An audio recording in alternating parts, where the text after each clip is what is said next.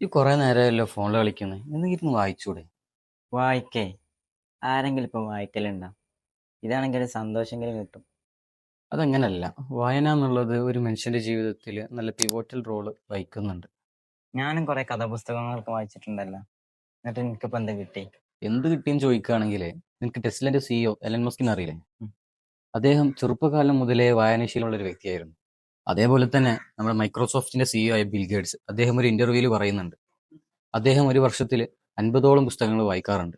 ഇങ്ങനെ നമുക്കറിയുന്ന ഓരോ ട്രില്യനേഴ്സിന്റെയും ബില്യനേഴ്സിന്റെയും കഥകൾ എടുത്തു നോക്കുകയാണെങ്കിൽ അവർക്ക് ഓരോരുത്തർക്കും പറയാനുള്ളത് അവരുടെ സക്സസിന് പിന്നിൽ വായനാശീലം ഒരു പ്രധാനപ്പെട്ട ഘടകമാണ് എന്നാണ്. പക്ഷേ എനിക്കെന്താ മാറ്റങ്ങളൊന്നും ഫീൽ ചെയ്യാത്തത്?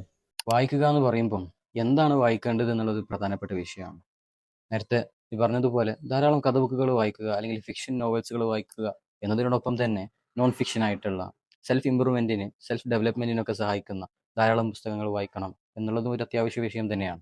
ഇനി എനിക്ക് നിങ്ങളോടാണ് പറയാനുള്ളത്, ഇന്നത്തെ ഈ ഒരു ഡിജിറ്റൽ ലോകത്ത് ഡിജിറ്റൽ ഡിവൈസുമായി എല്ലാവരും ഡിപ്പെൻഡ് ചെയ്ത് ജീവിക്കുമ്പോൾ ഒരു ദിവസം 10 മിനിറ്റെങ്കിലും വായനയ്ക്ക് വേണ്ടി മാറ്റിവെക്കാൻ നിങ്ങൾക്ക് സാധിക്കുമെങ്കിൽ നിങ്ങൾ നിങ്ങളുടെ ജീവിതത്തിൽ എടുക്കുന്ന ഏറ്റവും വലിയ തീരുമാനമായിരിക്കും അത്. So read more and build A better tomorrow.